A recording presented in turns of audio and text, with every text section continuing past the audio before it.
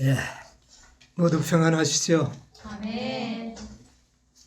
예, 오늘도 이 한 시간에 이 성령의 충만한 은혜를 경험하는 한 시간 되시기를 간절히 바랍니다. 아멘. 오늘도 역시 다니엘 8장에 있는 말씀을 계속 공부하도록 하겠습니다. 다니엘 8장 13절로 14절, 오늘은 우리 다 같이 한번 낭독을 해봅시다. 이제 시작. 내가 들은즉 거룩한 자가 말하더니 다른 거룩한 자가 그 말하는 자에게 묻되 이상에 나타난 바 내일 드리는 제사와 망하게 하는 제약에 대한 일과 성소와 백성이 내어 준 바 되며 짓밟힐 일이 어느 때까지 이를꼬 하매 그가 내게 이르되 2300주야까지니 그때에 성소가 정결하게 함을 입으리라 하였느니라. 아멘. 우리가 다니엘 8장을 꽤 오랜 시간 연구하면서 얻는 결론은 뭡니까? 성소가 정결해지지 아니하면 그리스도의 재림도 오실 수가 없다는 것을 깨닫게 됩니다. 그러면 우리가 쉽게 2300주야 성소 정결을 연구하고 넘어갈 일이 아닌 것 같아요. 연구하면 연구할수록 그 깊은 의미와 또 하나님의 섭리를 우리가 깨닫게 됩니다. 우리가 이걸 몰라서는 안 될 것 같아요. 그래서 여러 시간을 우리가 갖게 되는 겁니다. 성소 정결의 최종적인 목적은 뭔가? 한마디로 성소 정결의 목적이 뭐라고 표현할 수 있을까요?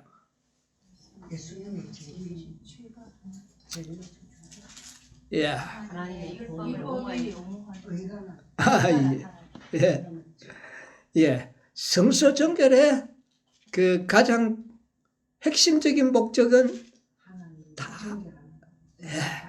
하나님의 형상을 회복하는 것이다.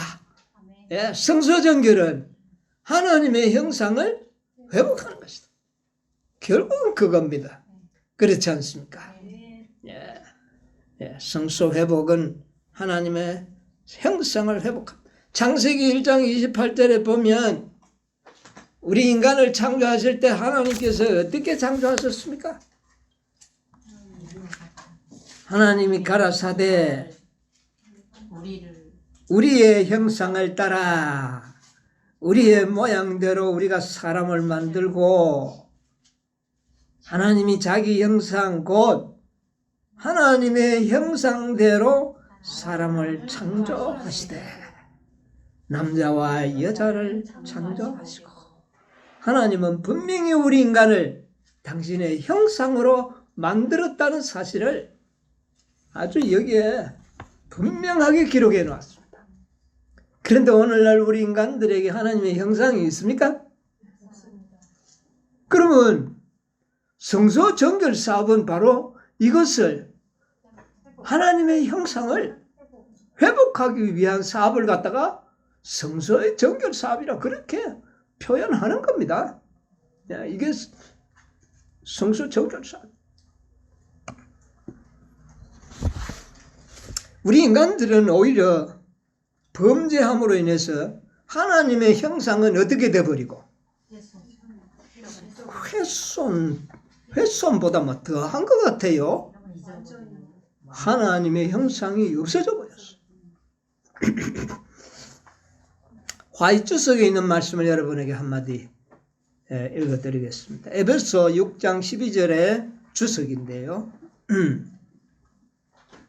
참 굉장히 두려운 말씀인데, 사단의 목표는 인간의 마음에다 그의 품성을 재현시키는 것이다.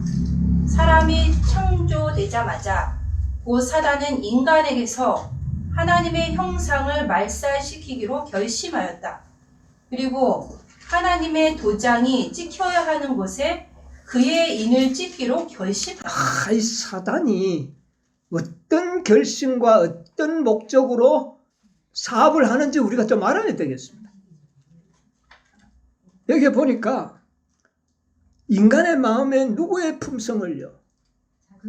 자신의 품성을 재현시키는 것이 목적이다. 그의 인을 찍기를 원한다. 그러니까 최종적인 선악의 싸움은 보니까 사람의 마음에 누구의 인이 찍혀지는가? 이게 이제 쟁점이 되는 것 같아요. 그렇죠?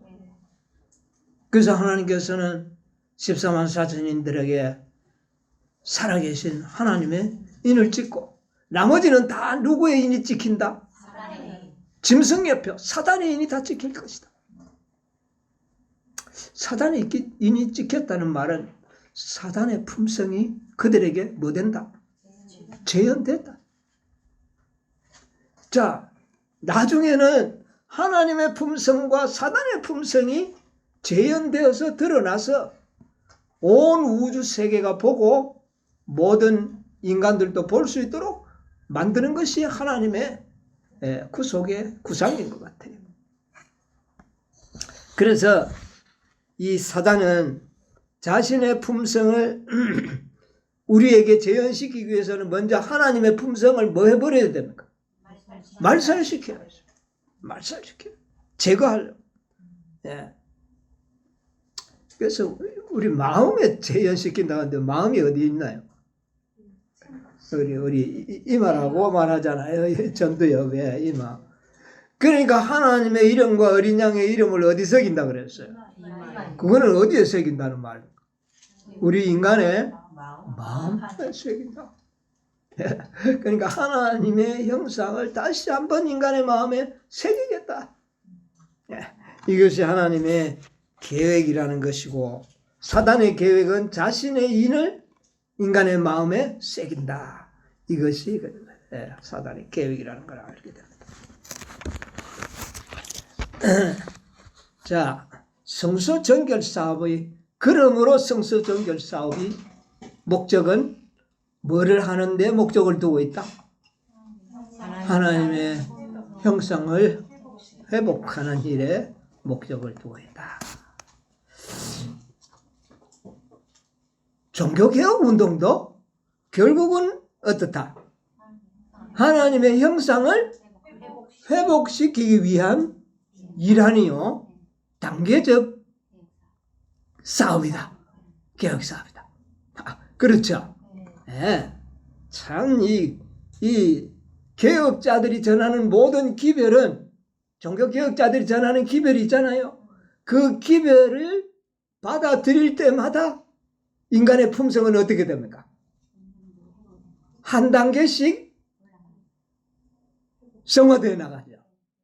회복되어 나가잖아요. 그러니까 종교개혁 운동도 하나님의 형상 회복 사업이다. 이렇게 지배하게 되는 겁니다. 네. 복음사역자 213쪽에 보면 복음의 본질은 회복 사업이다. 복음도 뭐라고요? 뭐 회복하는 거? 네, 하나님의 형상, 하나님의 모든 하나님의 제도, 하나님의 계획 이런 것이 다 그게 다 우리의 품성을 뭐 하도록 하는 것이죠. 회복하는 것이다. 예, 여기에 선지자와 왕 676쪽에 보면 스룹바벨과 에스라와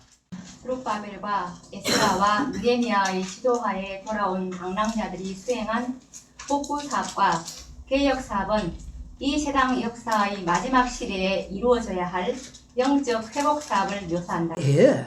자, 스룹바벨, 에스라, 느헤미야는 개혁자들이죠. 놀라운 개혁자들입니다.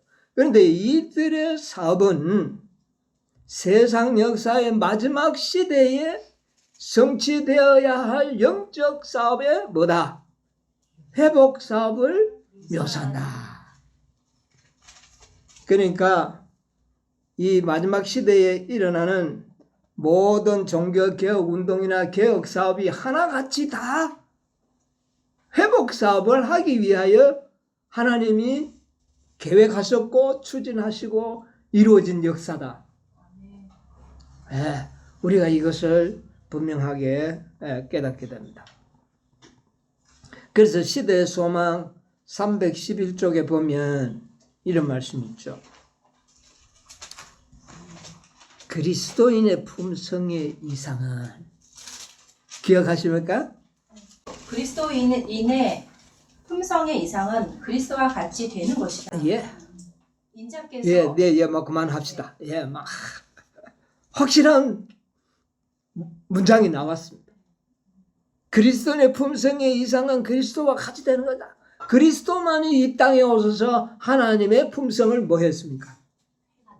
재현해 나타내는 것입니다. 그러므로 우리는 다 누구와 같이 돼야 된다? 그리스도와 같이. 그래야만이 하나님의 형상이 나타나는 겁니다. 이것이 모든 사업의 목적입니다. 성소 회복이 바로 이것을 목적을 두고 있다는 거죠. 그러니까 단순하게 2300주야 계산만 두들겨 가지고 뭐 이렇게 넘어가 버리면 별 의미가 없는 거죠. 사도 바울이 오늘 과정책을 통해서 많은 사람들은 뭐만 전했다 그랬어요? 교리, 형식, 의식, 뭐 이런 것들, 신조, 원칙 이런 것만 가르치고 그것이 종교의 뭔가 사명인 것처럼 이야기했는데 사도 바울이 전한 것은 지식과 아울러 거기에서 따라오는 경험을 전하는 겁니다. 경험. 경험이 품성이잖아요. 하나님의 말씀은 하나님의 품성이거든요. 그래서 하나의 기별이 주어질 때마다 그 기별을 받아들이는 자들의 마음에는 품성을 뭐하게 만드는 겁니까? 성화시키는 겁니다. 그러니까 우리가 진리가 그게 구원과 뭔 관계 있냐? 구원은 어쩌면 좀 저 밑에 단계에서도 얻을 수가 있어요. 그러나 성화는 어떻게 돼요? 거룩함을 얻는 일에는 지식의 성장과 아울러 경험의 성장이 반드시 필요한 겁니다. 성소의 정결을 위해서는 지식의 발전과 아울러 경험의 발전이 있어야 된다는 거예요. 이거 믿음으로 구하는데 왜 그래? 이렇게만 이야기한다면 사단을 매우 기쁘게 해주는 말입니다. 구원은 저 번제단의 단계에서 우리가 이루어질 수 있어요. 그러나 그런 사람들은 전진하는 지식과 경험 속에서 전진해서 어디까지?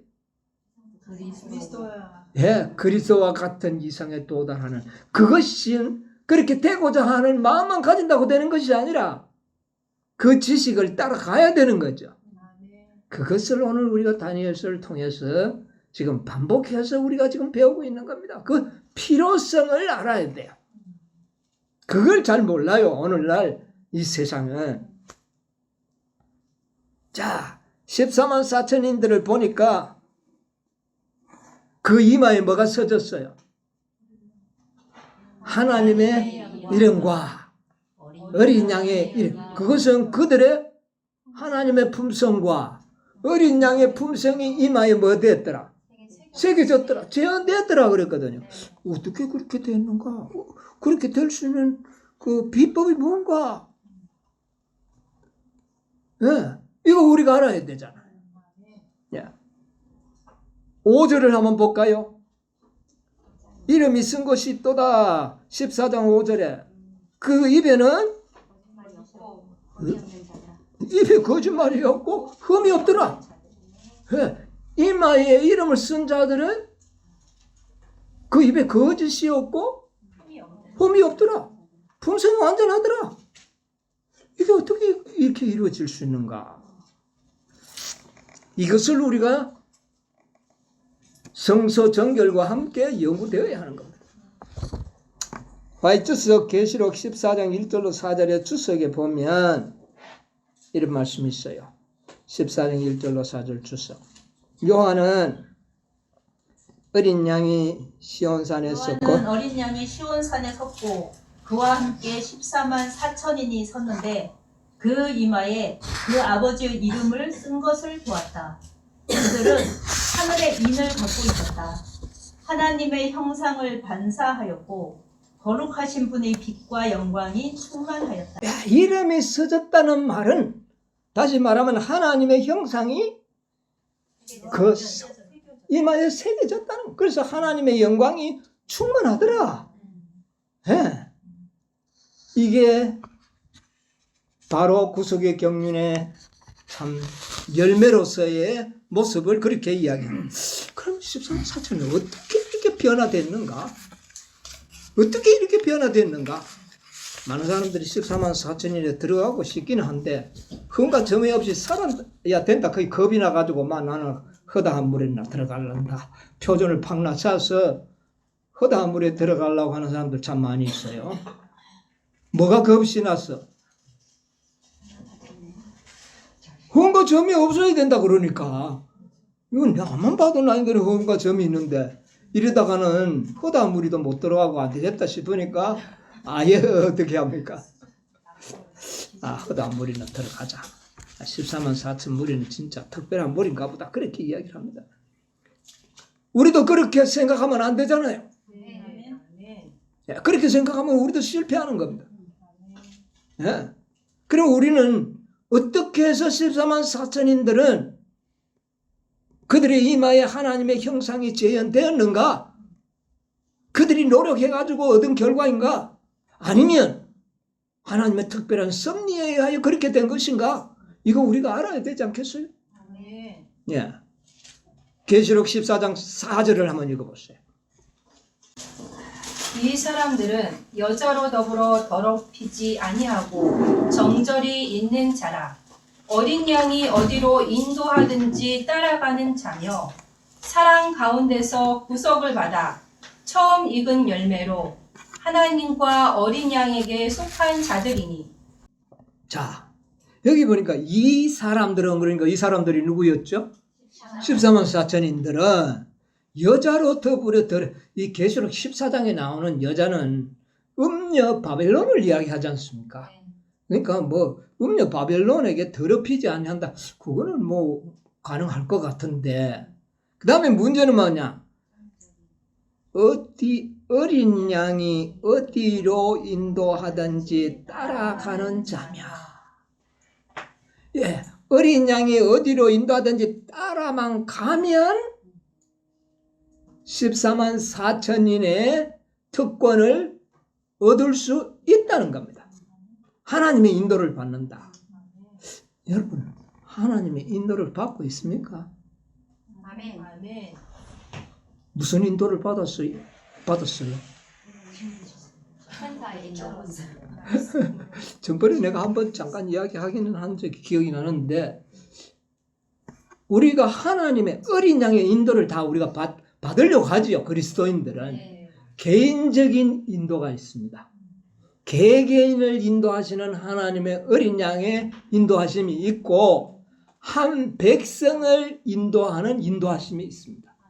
그런데 여기에 있는 이 인도하심은 개개인의 인도도 물론 포함되겠지만 한 백성을 인도하시는 어린 양의 인도입니다. 그러면 어디로 인도하든지 따라가는 자며 그랬어요. 그런 14장에는 그래놓고 그 밑에 나가니까 7절로부터는 몇째 천사가 소개됩니까? 첫째 천사, 둘째 천사, 셋째 천사가 소개되고 있죠. 예, 그렇습니다. 자, 어린 양이 어디로 인도하는지 따라가는 자들은 종교개혁자들이 누구를 따라간 자들입니까? 어린 양을 따라가서 종교개혁을 일으켰지 않습니까? 처음 종교개혁 일으키는 것이 쉬운 일인가요? 얼마나 고통스러운 그런 여건들을 통과해야 되지 않습니까? 자, 위클립을 보겠습니다. 위클리프 어린 양의 인도를 받았습니까? 네. 아멘. 성경을 번역하는 일은 그때 당시에 사형에 해당하는 죄입니다. 얼마나 힘든 일입니다. 그러나 그 일을 해냈지 않습니까? 자, 마틴 루터. 예. 종교개혁을 단행했지 않습니까? 그거 쉬운 일입니까? 아니죠. 이게 누구의 인도예요? 어린 양의 인도입니다, 이게. 종교개혁자들은 모두가 다 어린 양의 인도를 받는 겁니다. 그래서 마틴 루터가 어디로 인도했어요? 성소의 뜰 번제단 앞으로 모든 사람들을 인도했잖아요. 그래서 따라오는 자들은 어린 양의 뭐를 받은 자예요? 인도를 받은 자들. 안 따라오는 자들은 인도를 안 받는 자들이죠.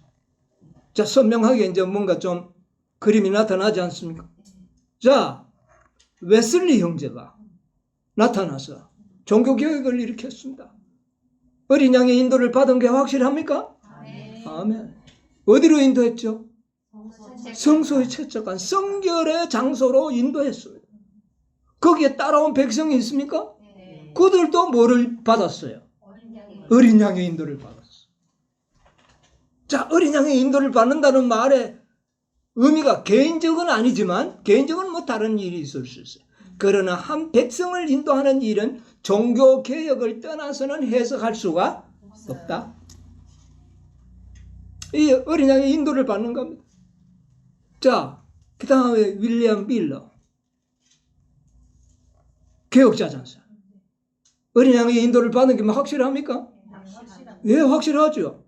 그 길을 따라온 백성들이 있었습니까? 그들이 누구의 인도? 어린 양의 인도. 그런데 만약 그 인도를 받지 않고 지성소에 들어갈 준비를 하지 않았다면 웨슬리까지 잘 따라왔다가도 이때부터는 어린 양의 인도를 받는 겁니까? 못 받는 것이죠. 이것을 우리가 알아야 된다는 겁니다. 참 중요하지 않습니까? 네. 자, 그 다음에 엘렌 G. 화이트.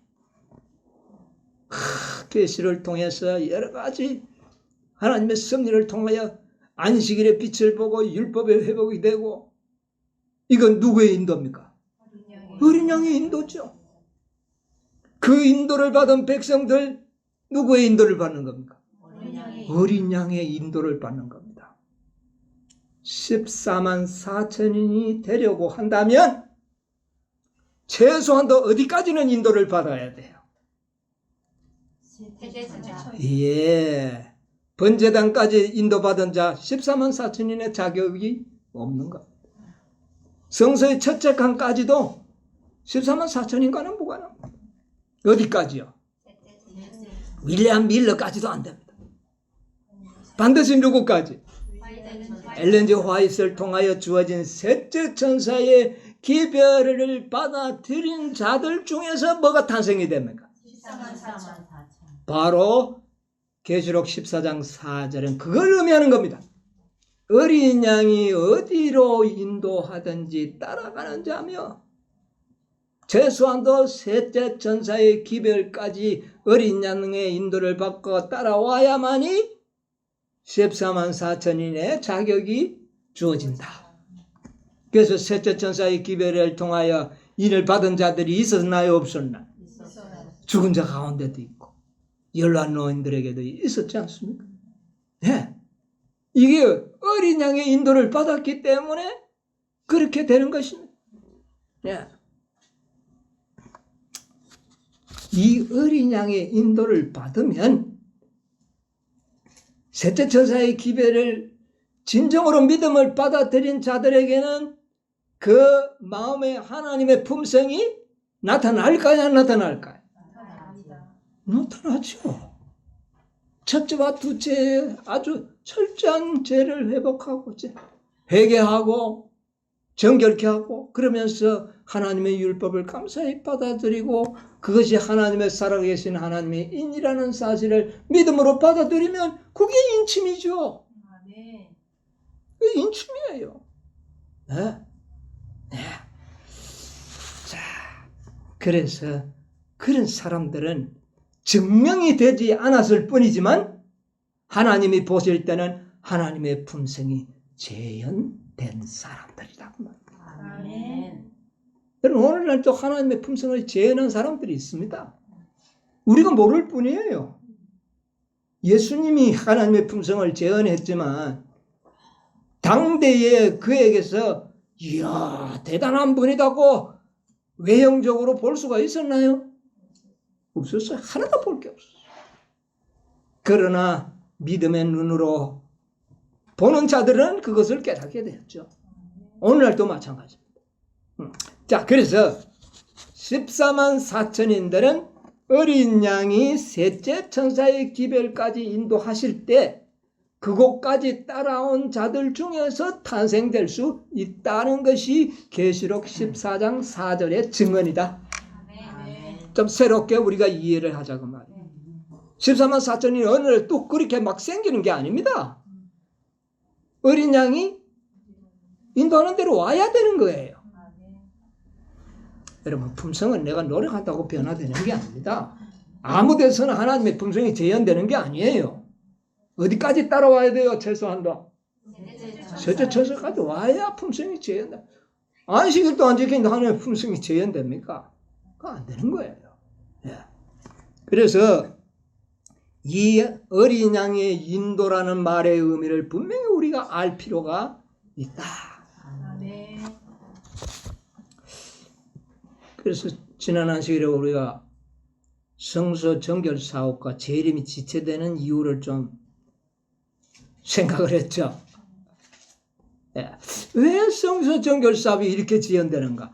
자, 첫째, 둘째, 셋째 해서 어린 양의 인도가 착착착 계획대로 이거는 됐어요. 그런데 그 나머지가 모든 것이 지연되고 있는 겁니다. 그 원인이 무엇이었다는 걸 우리가 알고 있지 않습니까? 예. 여러분, 자서전에 와이프의 자서전 196쪽에 이런 말씀 여러분 기억하실 줄 믿습니다. 196쪽에 우리가 현 위치에 이르기까지 현 위치에 이르기까지 한 걸음 한 걸음씩 전진하며 여행한 우리의 과거 역사를 회고해 볼 때 나는 하나님을 찬양하고자 말할 수 있다. 주님께서 행하신 역사를 바라볼 때 나는 경탄과 우리의 인도자이신 그리스도께 대한 확신으로 충만해진다. 주님께서 우리를 인도해 오신 길과 우리의 과거 역사를 통하여 주신 그분의 가르침을 잊어버리는 것 외에는 미래를 위하여 두려워할 것이 전혀 없다. 뭐를 가장 두려워해야 한다? 무엇을 잊어버리는 거? 어린 양의 인도하심을 잊어버리는 것. 이거 잊어버리는 것 외에는 두려워할 것이 없다. 여러분, 우리는 사단의 계획을 우리에게 보여줬잖아요.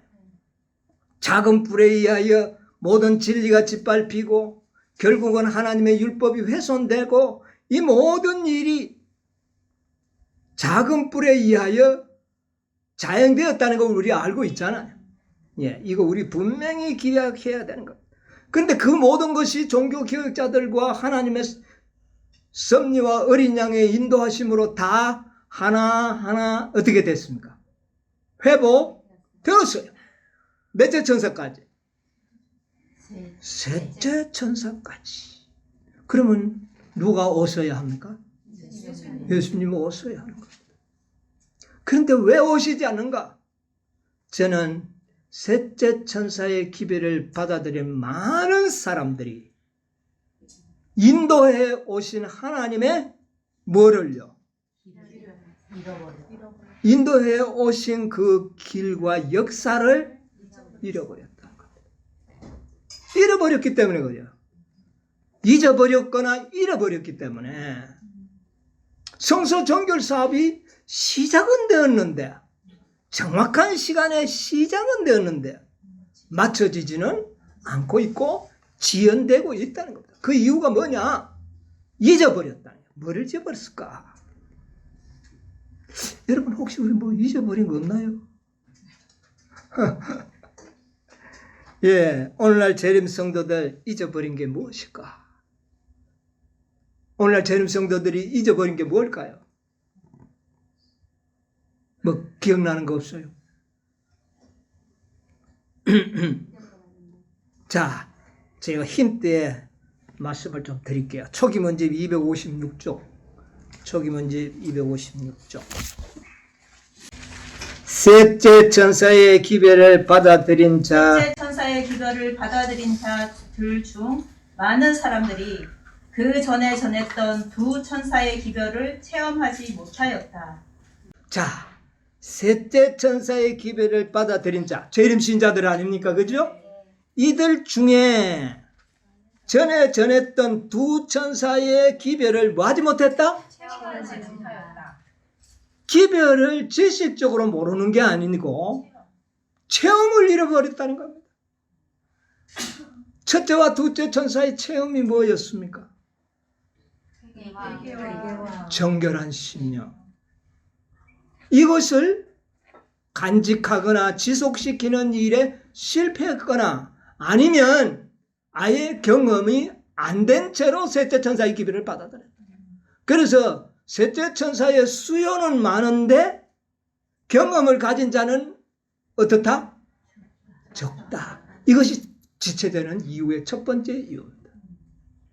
이유를 우리가 분명히 알아야 우리가 치료도 하고 도와주지 않겠습니까? 예. 체험을 잊어버렸다는 겁니다. 예.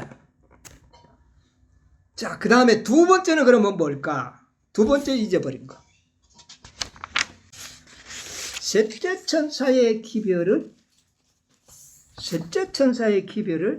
잃어버리지 않았는가? 셋째 천사의 기별이 뭐예요? 믿음으로 만나는 그거는 복음을 공부할 때 그 말이 필요하고 지금 이 구속의 경륜 속에서는 셋째 천사의 기별은 살아계신 하나님의 인을 치는 기별이에요. 예. 다니엘서도 또 요한계시록 7장과 14장에 셋째 천사는 뭐를 치는 천사다? 살아계신 하나님의 인을 치는 천사다. 이 기별을 잃어버렸든지 또 잊어버렸든지 그 중요성을 잊어버렸든지 잃어버렸든지 했는 요인으로 그렇게 되는 것입니다. 오늘날 너무나 많은 사람들이 14만 4천이는 실제 수요가 아니고 뭐다? 상징수다. 죽은 자는 들어가지 못한다. 죽으면 이는 무효가 된다. 자, 상징수라는 거예요. 그런데 상징수는 맞습니다. 상징수죠. 성경의 상징수라는, 그런데 재림신자들이 일반적으로 사용하는 상징수라는 말은 별 의미가 없고 상징이다 그 말입니다. 그냥 뭐 수가 상징이라는 말이 아니고 그 14만 4천이라는 그 수요는 그냥 상징적으로 뭐 한마디 한 거다 그런 의미의 상징이에요. 실제적인 상징수라는 말은 매우 중요한 말이에요. 왜? 성경에는 상징수가 있잖아요. 3이 무슨 수예요? 3이 상징수입니다. 뭐를 가리키는? 삼위하는. 7이 상징수예요. 하나님의 온전하신, 완전하신. 그래서 7은 완전수, 상징수예요. 그 다음에 12는요? 교회수입니다. 12제자들에 의하여 교회가 세워졌잖아. 이거는 무슨 수예요? 상징수예요. 상징수요는 절대로 변하지 않고 변질되지 않습니다. 12는 상징수이기 때문에 가룟 유다가 죽어버리니까 한 명을 채워 넣는 겁니다. 왜? 11명은 상징수가 안 되죠. 자, 마띠암하고 바사바가 있었는데 바사바 여면 13명이 되잖아. 그러니까 한 명은 어떻게 했어요? 한 명은 떨고 냈습니다. 왜요? 뭐를 만들기 위해서? 상징수요를 만들기 위해서. 마찬가지로 14만 4천인도 상징수가 맞습니다. 무슨 상징수입니까? 12가 교회의 상징수라면 14만 4천이는 12의 충만수예요. 12의 충만수는 14만 4천인데 1000이 곱해진 건데 12에다가 1000을 곱하니까 얼마입니까? 12,000. 네, 12,000이죠. 한 지파에 12,000, 12,000, 12,000, 12지파가 되니까 14만 4천인이죠. 그래 이게 14만 4천은 12의 충만수요 상징수입니다. 뭐를 상징하는 수냐? 하늘 새 예루살렘 교회를 상징하는 겁니다. 이 땅의 교회는 하늘 교회와 뭐 되어 있다? 연결되어 있다. 이 땅에는 12교회를 또 10이라는 숫자로 형성이 되어서 존재했지만 하늘 교회는요. 12의 충만 수요인 14만 4천인의 수요로 새 예루살렘 교회를 뭐하고 있기 때문에 상징하고 있기 때문에 이 숫자는 변질되면 안 된다. 왜? 상징하고 있기 때문에. 이거는 변질 안 됩니다. 네, 12도 하늘 도성에 가면 12진지문으로 다 표기가 되어 있지 않습니까? 14만 4천이나 교회의 충만수요 새 예루살렘 교회를. 그래서 교회가 하나님의 아내라고 이야기했죠. 그러나 지상의 교회가 된 게 아니고 그 지상의 교회의 충만수가 되는 14만 4천인이 실제적으로 어린 양의 아내를 상징한다. 그것이 바로 새 예루살렘 성을 의미한다. 계시록이 그게 나오지 않습니까? 그러므로 14만 4천이는 상징수가 맞습니다. 그냥 상징이라서 의미가 없다는 뜻이 아니라 상징수요입니다. 그러므로 뭐 해야 된다? 정확해야 된다. 그래서 하나님께서는 수요를 센다. 지난 시간에 우리 보았잖아요.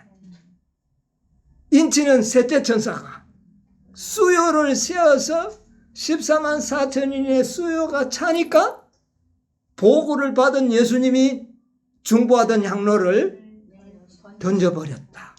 그리고는 불의한 자는 그대로 불의하고 의로운 자는 그대로 의롭게하라. 그리고 성소의 문을 나오시고 이 땅에 오시잖아요. 그것은 뭡니까? 수요가 정확하다. 저기면 270. 나는 천사들이 하늘에서 왔다 갔다 하는 것을 보았다. 나는 천사들이 하늘에서 왔다 갔다 하는 것을 보았다. 한 천사가 예. 큰 총을 가지고 지구에서 돌아와 예수님께 자기의 일이 끝났음을 보고하고 성도들의 수가 차서 인치는 사업이 마쳤음을 보고했다. 그러자 나는 십계명이 들어있는 덮개 앞에서 봉사하시던 예수께서 향로를 내 던지시는 것을 보았다. 예. 우리가 이것을 연구해 보니까 성경에 계시록 7장 4절에도 몇 명이 인침을 받았다? 14만 4천. 어떻게 14만 4천이 되는지 5절로 8절에는 1만 2천, 1만 2천, 12 곱하기 해서 계산까지 해서 14만 4천인의 개수가 정확한 수요라는 것을 우리에게 보여줬어. 자, 그 다음에 여기는 들려주고 개수해서 줬어. 14장 1절에는 보여줬어요. 몇 명이? 14만 4천인의 인침을 받은 자들이 시온산에 어린 양과 함께 선 것을 보여줬어. 예. 그 다음에는 어떻게 했어요? 3절에 보니까 그들은 모세의 노래, 어린 양의 노래를 부르는데 몇 명만 부를 것이다? 14만 4천인 밖에는 성경적으로는 이것을 상징 수요해서 뭐 그것이 숫자와나 전혀 관계가 없는 것처럼 설명하는 것은 이 모든 성경을 그냥 완전히 짓밟아버리는 그런 일이 되는 겁니다. 예? 그리고 우리가 방금 읽었듯이 279페이지나 초기 문제, 그 다음 대정터 613쪽에 보면 수요는 찼다. 수요는 찾다. 이 인치는 진리를 셋째 천사의 기별을 믿노러 가는 많은 사람들의 대부분은 다 잊어버렸다. 잃어버렸고 잊어버린 겁니다. 때문에 14만 4천인의 인치는 이 사업은 뭐 되고 있다? 지연되고 있고, 지연됨으로 말미암아 성소 정결 사업도 지연되고 있고, 성소 정결 사업이 지연됨으로 그리스도의 재림도 지연되고 있다. 원인은 딴 데서 없습니다. 그러니까 첫째와 둘째 천사의 경험을 잃어버렸고, 또 하나는 셋째 천사의 핵심 진리는 인치는 진리를 잃어버렸기 때문에 성소 정결 사업은 지연되고 재림은 지체된다. 그 외에는 지체될 이유를 성경에서는 찾을 길이 없어. 어떤 말씀으로도 재림의 지연을 설명할 수가 없습니다. 아주 뭐 정적 아이러 전리 이런 말은 말도 안 되는 겁니다. 목사에게 보내는 거면 지난 안식일에 제가 소개해드렸잖아요. 409쪽에 그는 나가서 내가 사단이 속이는 영이 되어. 누구를 속이겠다고요? 큰 빛을 받은 교회들을 속여서 사단의 그 거짓 이론들을 받아들이도록 내가 만들 것이다. 이 사단의 계획이 이루어진 것밖에 없는 것이에요. 예. 확실하지 않습니까? 예, 이것을 우리가 보면 이것 때문에 성소 정결 사업이 지연되는 겁니다. 만약에 이것을 이야기하면 오늘날 사람들 믿을 사람이 없어요. 거의 없지만은 진리는 진리입니다. 예, 하나님의 진리는 누가 믿는다고 해서 진리가 안 믿는다고 해서 진리가 아닌 것이 아닙니다. 한 사람이 믿든 믿지 않든 하나님의 말씀은 뭐예요? 진리. 예, 이것을 우리가 이해하는 것이 중요합니다. 여러분, 재림 성도들이 이것을 잃어버렸고 잊어버렸다는 증거가 뭘까요? 증거. 성경의 증거를 기록해 놨어요. 요한계시록 3장 한번 보세요. 요한계시록 3장 14절 15절.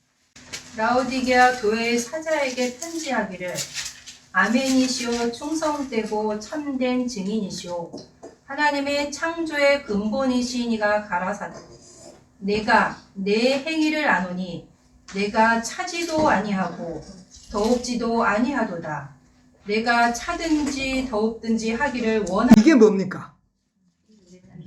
이게 잊어버렸다는 증거입니다. 첫째와 둘째 천사의 체험을 잊어버린 겁니다.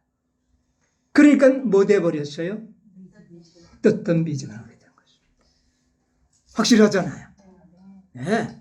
잊어버리지 않았다면 셋째 천사는 힘있는 천사여 뜨거운 교회였는데 잊어버렸기 때문에 그렇게 되었다는 겁니다. 자, 그 다음에 그들은 뭐라고 말합니까? 17절. 내가 말하기를 나는 부자라 부요하여 부족한 것이 없다 하나 내 공고한 것과 가련한 것과 가난한 것과 눈먼 것과 벌거벗은 것을 알지 못하도다. 예, 됐습니다. 자, 그들은 말하기를 나는 부족한 것이 없다. 이것은 뭡니까? 그 귀중한 경험과 진리를 잃어버렸다는 것과 잊어버렸다는 것을 알고 있다는 말입니까? 전혀 모른다는 말입니다. 우리 아버지는 옛날에 시내만 나갔다 오면 여기 안주머니가 칼로 길러와가지고 돈이 있는지 없는지 집에 와서도 몰라요. 옷을 벗어가지고 두루마기를 거는데 보니까 주머니가 쭉 찢겼고 돈이 소판 돈이 다 도망가 버렸어. 이게 뭘 의미합니까? 잃어버려도 잃어버린 줄도 모르는 상태가 라오디게아 상태입니다. 첫째와 둘째 천사의 기별을 잃어버렸는지도 몰라요. 왜? 형식은 다 가지고 있고 예언은 가지고 있기 때문에. 몰라요? 셋째 천사도 마찬가지라는 거죠. 안식일을 지키고 있거든요. 여러분, 안식일 지킨다고 다 인 받습니까? 아니잖아요. 그게 중요한 겁니다. 이론만을 가지고 있는 상태. 이 상태로서는 살아계신 하나님의 인을 받기는 불가능하다는 겁니다. 대부분의 재림 성도들이 그렇다는 겁니다, 이게. 그래서 뜯던 미지근한 교회로 상징하여 기록해 놓은 겁니다. 자, 그래서 하나님께서는 그러면 이런 상태를 그냥 내버려 둘 건가? 하나님은 당황할 일이 없다 그랬잖아요. 하나님이 이렇게 될 거야 아실까요, 모르실까요? 다 아시죠. 아신다면 뭐 해놨을까요? 준비해놨잖아요. 셋째 천사가 자신의 경험을 잃어버리면 첫째, 둘째는 그 안에 다 포함되어 있거든요. 다 잊어버린 겁니다. 그래서 잃어버린 셋째 천사를 위하여 또 다른 천사를 예비해 두셨다. 고리가 이렇게 엮여나가는 겁니다. 자, 우리 하나님은 절대로 당황하지 않습니다. 셋째 천사 외에 셋째 천사까지 기별은 완벽했어요. 더 이상 기별이 필요 없어요. 그런데 또 다른 천사를 예비해 두셨다. 여러분, 계시록 18장 보세요. 계시록 18장 1절로 2절만 먼저 한번 읽어봅시다. 이 일 후에 다른 천사가 하늘에서 내려오는 것을 보니 큰 권세를 가졌는데 그의 영광으로 땅이 환하여지더라. 자, 이 일 후에 셋째 천사의 기별이 땅에 퍼지고 난 이 일 후에 무슨 천사가 있어요? 다른 천사가 또 내려오는 겁니다. 이거는 어떤 특별한 기별을 주기 위해서 오는 게 아니에요. 셋째 천사가 완전한 진리이기 때문에 더 이상의 기별은 필요 없지 않아요. 그런데 준비되어서 다른 천사가 이 땅에 오는 겁니다. 자, 준비되어 있었다. 그런데 뭐라고 외칩니까? 2절. 힘센 음성으로 외쳐 가로되 무너졌도다 무너졌도다 큰 성 바벨론이여 귀신의 처소와 각종 더러운 영에 모이는 곳과 각종 더럽고 가증한 새에 모이는 곳이 되었도다. 둘째 천사의 기별을 뭐 하는 겁니까? 반복하는 겁니다. 왜? 두 천사의 체험을 잃어버렸기 때문에 이 천사가 내려와서 그 체험을 다시 반복해서 하도록 만들기 위해서 내려오는 겁니다. 이것이 계시록 18장 1절과 2절에 소개되는 천사예요. 먼저 뭐가 회복되어야 된다? 두 천사의 경험이 회복되어야 된다. 이거 잊어버렸거든요. 잊어버렸어요. 그래서 하나님께서는 다른 천사가 내려와서 이 일을 먼저 하실 것을 예언한 겁니다. 자, 그 다음에 4절. 또 내가 들으니 하늘로서 다른 음성이 나서 가로되 내 백성아 거기서 나와 그의 죄에 참여하지 말고 그의 받을 재앙들을 받지 말라. 이게 넷째가 또 나와서 4절에 또 내가 들으니 하늘로서 뭐가요? 여기는 다른 음성이라고 그랬어요. 왜 다른 음성이라고 그랬느냐면 2절에 뭐라고 소개하고 있습니까? 힘센 음성이 나왔잖아요. 음성이 있었잖아요, 이미. 근데 이 음성과 다른 음성이라는 겁니다. 그러니까 2절의 음성과 4절의 음성은 다른 존재의 음성이다. 누구의 음성일까요? 네. 천사의 음성이죠. 다른 천사의 음성인 겁니다. 그래서 계시록 18장 1절로 4절에는 두 천사의 음성이 소개되고 있다고 말입니다. 그런데 둘째 천사의 2절의 천사가 둘째 천사의 기별을 반복하는 것은 첫째와 둘째 천사의 경험을 회복하도록 하기 위하여 이 천사가 외쳤다면 4절의 천사는 뭐를 회복하기 위해서? 셋째 천사의 기별을 회복하더라. 여러분 4절과 14장 9절과 10절은 동일한 기별입니다. 자 보세요. 9절로 10절 한번 읽어보세요. 14장 9절로 10절 셋째 천사. 또 다른 천사 곧 셋째가 그 뒤를 따라 큰 음성으로 가로되 만일 누구든지 짐승과 그의 우상에게 경배하고 이마에나 손에 표를 받으면 그도 하나님의 진노의 포도주를 마시리니. 이제 됐습니다. 시간이 없으면 거기까지 읽겠습니다. 만일 외치는 내용이 뭡니까? 짐승과 그의 우상에게 경배하고 이마에 손에 표를 받으면 하나님의 진노의 뭐를요? 포도주를 재앙을 받게 될 것이니까 거기서 나오라는 것이 아닙니까? 나오라는 표현은 없지만 거기에 있으면 하나님의 진노의 뭐를요? 포도주를 마시게 되니까 나와라 하는 것은 당연지사 아닙니까? 그러면 계시록 18장 4절의 말씀과 동일합니까? 안 합니까? 내 백성아 거기서 나와 그의 죄에 참여하지 말고 그가 받을 뭐를요? 재앙 포도주를 받지 말라. 14장에 소개된 하나님의 진노의 포도주나 재앙의 포도주나 같은 거 아닙니까? 그걸 받지 말고 나오라는 거예요. 자, 그걸 받지 않고 나오기 위해서는 어떻게 해야 될까요? 짐승의 표를 받는 걸 말하잖아요. 짐승의 표를 안 받으려면 어떻게 했으면 좋겠습니까? 짐승의 표를 받지 말라는 게 계시록 14장의 요지요. 18장의 4절의 요지는 진노의 포도주를 받지 말고 나오라는 거 아닙니까? 동일한 거예요. 문장이 좀 다를 뿐이지 내용은 동일한 나오라는 거예요. 하나님의 진노의 포도주를 마시지 말라는 겁니다. 동일한 기별이에요. 그러면 어떻게 해야 돼요?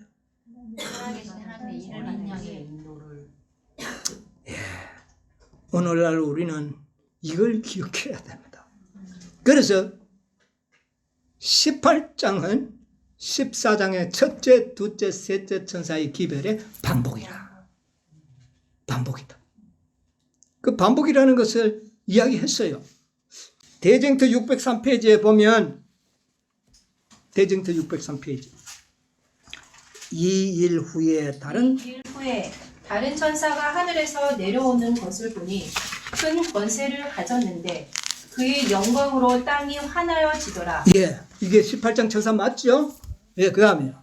힘센 음성으로 외쳐 가로되 무너졌도다 무너졌도다. 예, 그래 됐죠? 그 다음에 그 밑에 내가 들으니 하늘로서 다른 음성이 나서 가로되 내 백성아 거기서 나와 그의 죄에 참여하지 말고 그의 받을 재앙들을 하나님의 포도주 진노의 포도주를 마시지 말라. 그 말과 동일하죠? 이 성경절은 계시록 14장 둘째 천사가 선포한 바벨론이 무너졌다는 기별이 반복하여 어떻게 해요? 반복해서 전해지는 것이에요. 왜? 그 경험을 하도록 하기 위해서 그 진리를 회복하기 위해서 반복한 것이에요. 18장 4절을 이런 각도로 우리가 또 한번 연구해 보는 겁니다. 계시록 18장. 여러분 짐승의 표를요. 앞으로 일요일 법령이 짐승의 표라고 그랬는데 나는 안 받겠어. 그러면 안 받는 겁니까? 나 짐승의 표 안 받겠어. 그러면 안 받겠어? 안 받을까요? 안 받는다. 그러면 뭐 놔두지 뭐. 갈까요? 여러분 이 짐승의 표라는 것을 잘 기억해야 됩니다. 여러분 이거 시간이 없어서 조금 오늘 설교를 준비한 것을 좀 줄여야 되겠는데 여러분 에스겔 9장 3절로 6절 기억합니까? 에스겔 9장 3절로 6절에 거기에 보니까 굵은 베옷을 입은 서기관의 먹그릇을 찬 사람이 있고 나머지는 다 뭐를 가졌는데 쌀육하는 기계를 가졌는데 서기관이 가서 먼저 뭐를 쳤다고요? 이마에 표를 먼저 했어요. 이게 살아계신 하나님의 인이라고 그랬어요. 와이프인은. 셋째 천사의 기별이라 그랬어요. 자, 인을 먼저 치고 난 다음에는 살육하는 기계를 든 5사람에게 뭐라고 이야기합니까? 보지 말고 5절. 나의 듣는데 또 그 남은 자에게 이르시되 너희는 그 뒤를 쫓아 성읍 중에 순행하며 아껴보지도 말며 긍휼을 베풀지도 말고 쳐서 늙은 자와 젊은 자와 처녀와 어린 아이와 부녀를 다 죽이되 이마에 표 있는 자에게는 가까이 말라 내 성소에서 시작할지니라 하시매 그들이 성전 앞에 있는 늙은 자들로부터 시작하였다. 예. 자, 하나님의 표. 살아계신 인이 없는 자들 외에는 살려가는 자가 다 아껴보지 말고 먼저 누구부터? 왜 늙은 자부터 먼저 합니까? 빛을 먼저 받았으니까. 그들부터 쳐서 죽이라. 여러분, 짐승의 표는 살아계신 하나님의 인을 받지 못한 자들은 모두가 다 뭐를 받을 것인가? 짐승의 표를 받는 겁니다. 짐승의 표는 나는 안 받겠어. 나 안 받으랍니다. 이래서 안 받는 게 아니에요. 뭐를 받지 못하면 하나님의 인을 받지 못하면 모두가 다 짐승의 표를 받게 될 것이다. 여러분 이거 아는 것이 매우 중요합니다. 살아계신 하나님의 인은 오직 몇 명에만 쳐진다? 14만 4천. 이 땅에는 지금 2,300만 명의 안식일을 지키는 재림 신자들이 있습니다. 예수님이 오실 당시에 오직 두 무리만 있을 겁니다. 누구와 누구? 14만 4천의 인침을 받은 자와 짐승의 표를 받은 자만이 존재하게 될 겁니다. 그러면 2,300만 명 중에 14만 4천 명에게 인을 치고 나머지 숫자는 2,156만 명. 내가 계산돼 보니까 14만 4천을 제하니까 2,156만 명은 어떻게 되는 겁니까?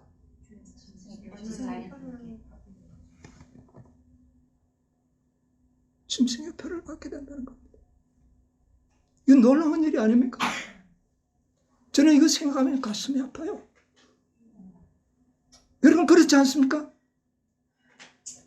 수요가 그렇게 열심히 전도해서 불러 모은 재림 성도들 다만 몇 명만이 받는다?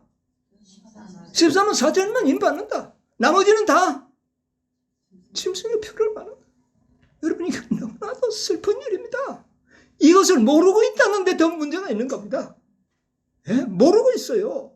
오늘날 이 재림 성도들이 그건 상징이야. 상징이라 한다고 해서 상징이 되는 게 아니라는 겁니다. 성경은 결코 상징이 아닙니다. 예언신도 결코 상징이 아닙니다. 가슴 아픈 일 아닙니까? 오직 두 무리만이 있을 것이라 그랬어요. 이것은 정말 놀라운 일이에요. 하나님이 그렇게 자비가 없으려고. 그래서 예수님이 노아의 때를 생각하라고 그랬잖아요. 노아의 때를 생각하라. 인자의 임함도 그러하리라. 노아의 때 몇 명 구원받았어요? 8명. 몇 년 전도했는데 120년 전도해서 8명 구원받았는데 그게 가능한 일입니까? 그러나 그것이 현실이잖아요.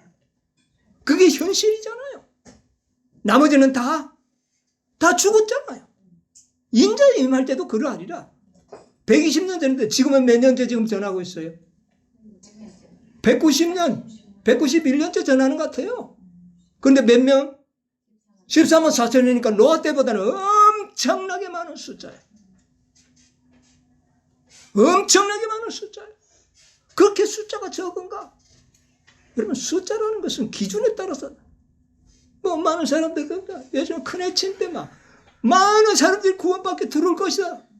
왜 많은 사람 들어와요? 그런데 많은 사람이 들어온다는 그 기준 숫자가 뭐에 따라서 많다는 겁니까?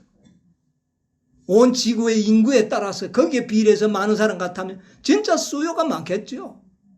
뭐의 기준에서? 14만 4천인이라는 기준에 따라서 많은 숫자가 그때 들어온다는 겁니다. 그러니까 아직도 14만 4천인의 수요가 많이 채워지지 않고 있다.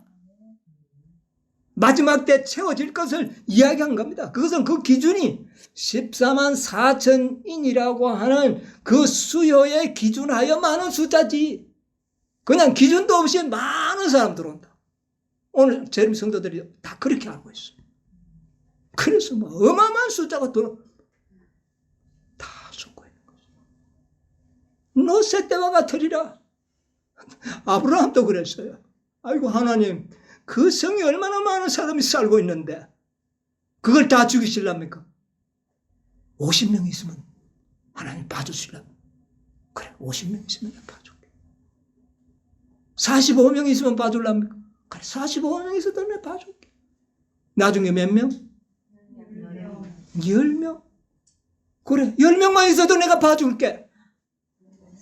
그런데 찾을 수 있었나요? 인자 이맘때도 노새 때와 같으리라. 여러분, 이 말씀을 허지로 듣지 마시기 바랍니다. 하나님의 말씀 그대로 이루어집니다. 하나님의 자비가 부족합니까? 여러분, 세상의 사천에 들어가려면 어떻게 하면 됩니까? 어떻게 하면 들어가요? 네? 과연 내가 14만 4천에 들어갈 수 있을까? 여러분 어떻게 생각합니까? 저는 확실한 대답을 드리고 싶습니다. 원하는 자는, 누구든지 원하는 자는 14만 4천인에 들어갈 것이다. 아멘. 이게 진리입니다. 예. 지금도 14만 4천인에 들어가기를 소망하는 자들은 들어갈 것이다. 아멘. 이게 진리예요. 예. 확실하지 않습니까? 누구든지 원하기만 하면 이게 믿음으로 말미암는 의예요. 14만 4천인도 믿음으로 들어가야 돼. 그런데 나는 그렇게 살 자신이 없어. 이건 믿음으로 사는 겁니까? 오늘날 많은 사람들이 믿음으로 말미암는 의를, 그 복음을 오해하고 있는. 여러분, 원하는 자는 다 들어갈 수 있습니다. 다만 시기에 왜 원하는 자가 들어갈 수 있는지 제가 좀 이 문제를 다시 한번 할 시간을 더 써야 될 것 같아요. 오늘로서 마치려고 그랬는데 이걸 마칠 수가 없어요.